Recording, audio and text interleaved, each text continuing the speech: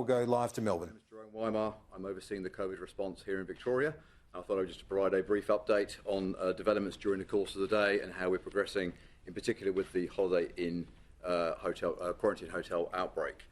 I can confirm, as we indicated earlier today, that there are 2 additional cases that have been notified. And as I was walking in here, I've just been notified of a 3rd case. I'll give you some very rough details of the cases that we have notified today. As of yesterday, as you'll recall, we had 8 cases identified with the Holiday Inn quarantine hotel cluster. 3 of those cases were the original arriving family from overseas, and there were 5 cases of transmission within the hotel.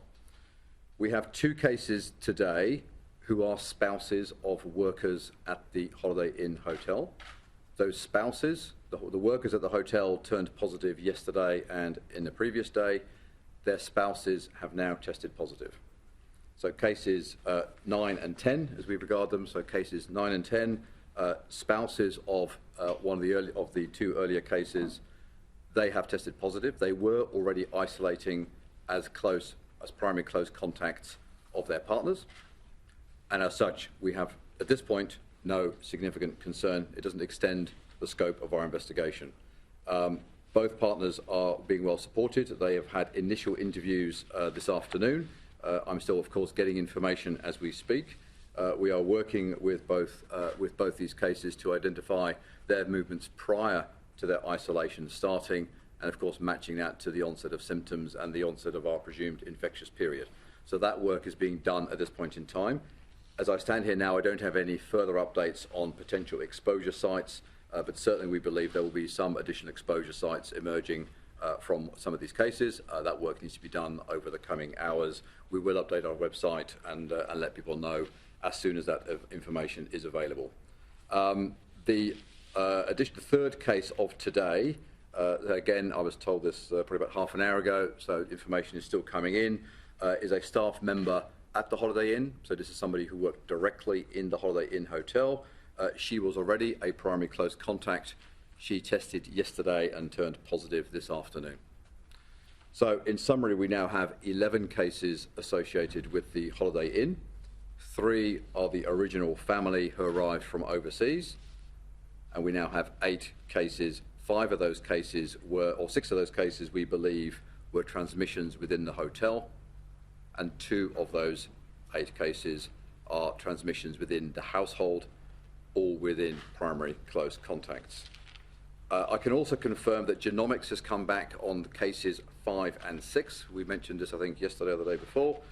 So I'm very pleased to confirm, or not pleased, but I'm aware that the genomics confirms that the cases 5 and 6 have exactly the same variant and typing as cases 1 to 4. They're all of the UK variant. And it is our working assumption, therefore, that all 11 cases associated with the Holiday Inn cluster are all of the UK variant. In terms of exposure sites, again, my thanks to the many hundreds of people who we are now talking to and working with who have been at the exposure sites. We're continuing to work closely with venues. As you know, we rely very heavily on the QR recording system that people fill in at various retail and hospo type services. So my thanks to everybody who's continuing to do that work. We are continuing to work through more information as it comes available. And of course, we have had a number of members of the public come forward and self-identify as having been at those exposure sites. It is so important that people please keep an eye on those exposure sites and let us know if they think they've been at those locations, that they isolate and get tested.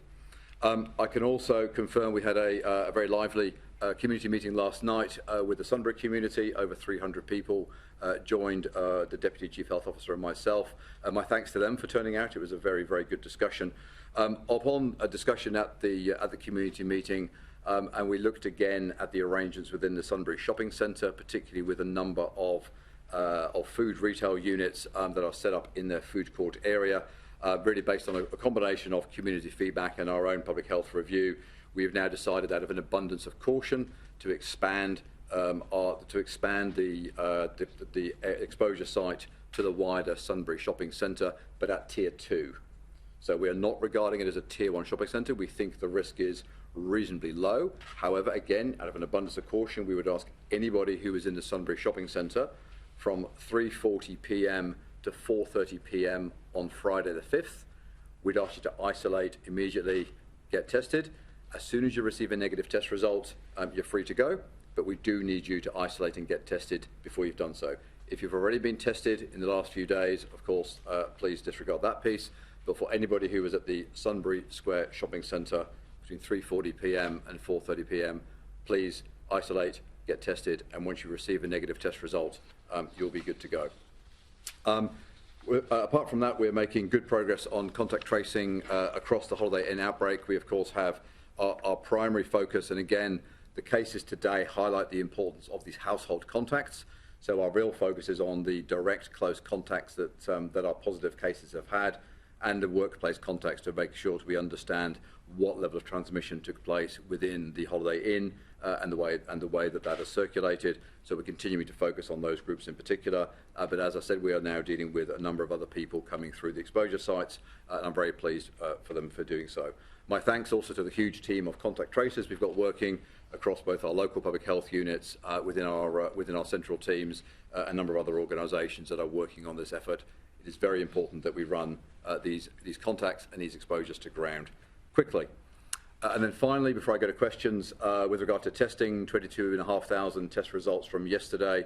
We had about another 14,000 or so test results come in during the course of the early morning.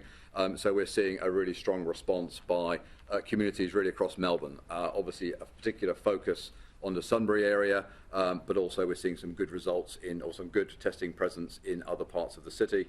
And please, I would encourage people to keep coming forward. We are still at an early stage of this Holiday Inn outbreak. We're still trying to get a sense of how far transmission has already occurred, and we need to ensure that we keep running faster than the virus to ensure we run it to ground. At the moment, of course, we launched the Masters drive-through site this morning. That's certainly reduced the queue and waiting times up in the Sunbury area to around 60 minutes. And again, my thanks to people's patience for coming forward to get tested. And that means we now have around 5 or 6 new sites up and running over the last few days in the Sunbury area. I won't read them out unless anybody here would like me to do so.